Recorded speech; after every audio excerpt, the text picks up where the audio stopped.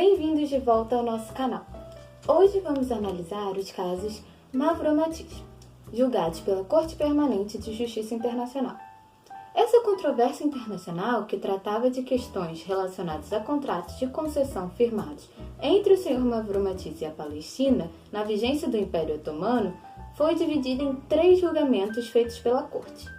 O primeiro julgamento, ocorrido em 1924, foi relacionado à preliminar de ausência de jurisdição oposta pela Inglaterra.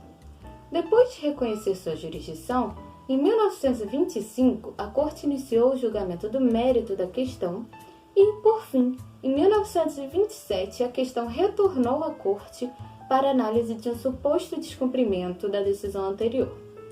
As partes da controvérsia eram a Grécia, país do qual o Sr. Mavromatis era nacional, e a Inglaterra, que à época era mandatária do território palestino.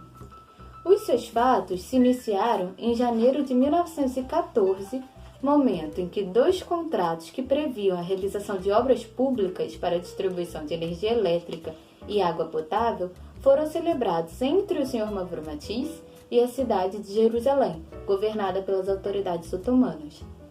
Em julho de 1914, com a eclosão da Primeira Guerra Mundial, os contratos acabaram por ser suspensos, com previsão de retorno com o fim do conflito.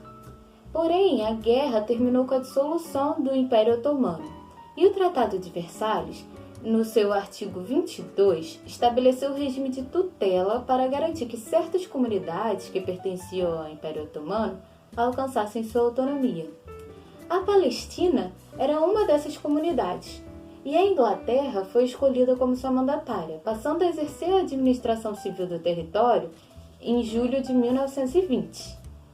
Em 1921, o Sr. Mavromatis entrou em contato com o novo governo da Palestina para dar continuidade às concessões que foram suspensas.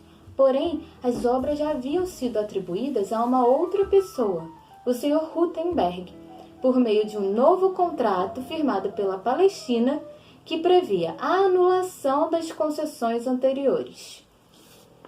O Sr. Mavromatis, então, buscou resolver o seu problema com a Palestina e a Inglaterra, porém o seu pedido de manutenção dos contratos com o retorno das obras foi negado.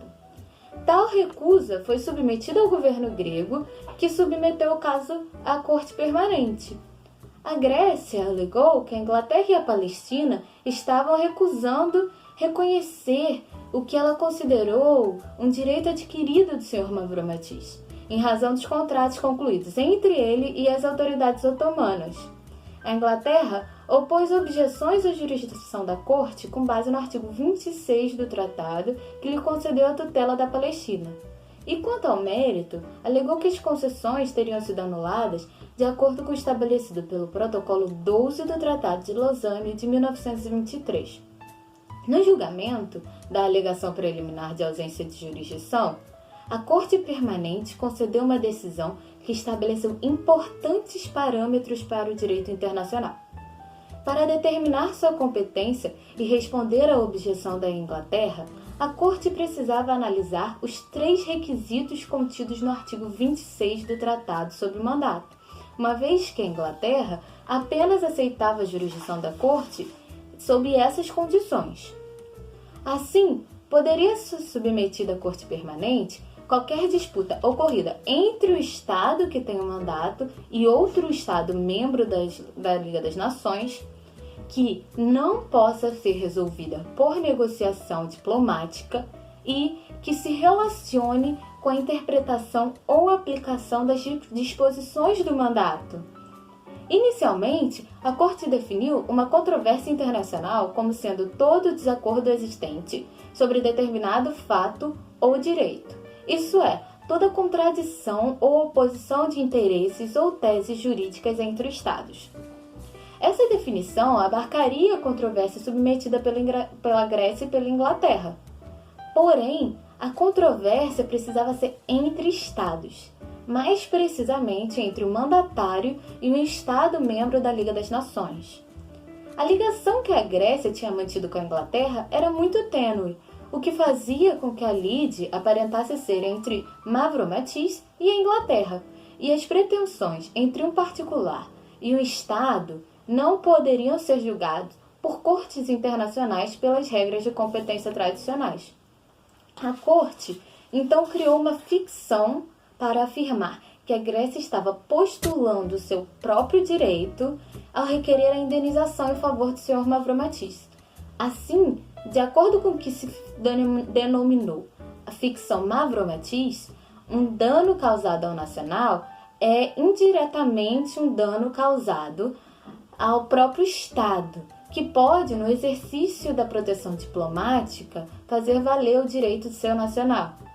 Porém, a Corte foi além. Para atender ao segundo requisito do artigo 26, o da negociação diplomática, a Corte reconheceu como suficientes as comunicações entre o Sr. Mavromatis e a Inglaterra. Essas comunicações seriam suficientes para que a Grécia extraísse a falta de interesse da Inglaterra em solucionar a questão por meios diplomáticos e não precisasse de fato requerê-los, evitando assim a renovação superficial de uma discussão que já havia ocorrido, mesmo que conduzida por seu nacional. Com base nessa interpretação, a Corte reconheceu, por maioria, a sua própria jurisdição para analisar o mérito da controvérsia.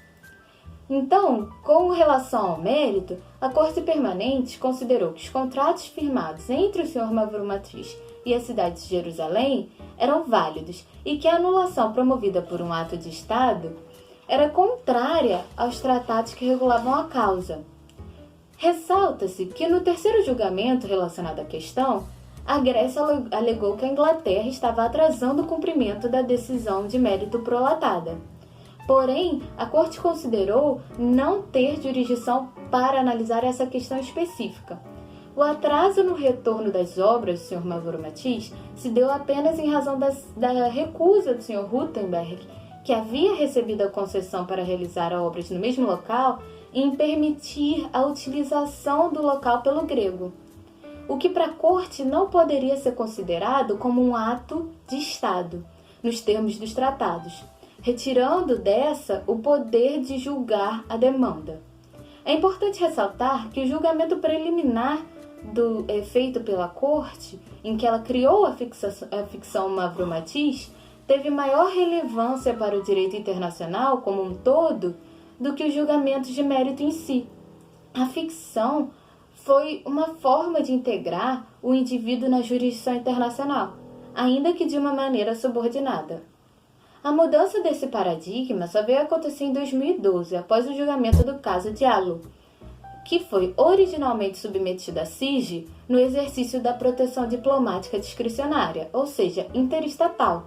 Porém, no decorrer do procedimento, as próprias partes litigantes deixaram de lado os conceitos tradicionais próprios da proteção diplomática e passaram a argumentar no universo conceitual da proteção dos direitos humanos. Em sua sentença, a Corte da Haia, pela primeira vez em toda a história, estabeleceu violações de 2 tratados de direitos humanos, o Pacto de Direitos Civis e Políticos das Nações Unidas e a Carta Africana de Direitos Humanos e dos Povos, em decorrência das detenções arbitrárias do Sr. Diallo no Congo, seguidas de sua expulsão do país. A Corte de Haia moveu-se assim da dimensão interestatal para intraestatal, abandonando de vez a ficção aqui estudada. Bem, estes foram os casos Mavromatis. Se você gostou desse vídeo, inscreva-se no canal para acompanhar todos os casos dessa série de estudos. Até a próxima!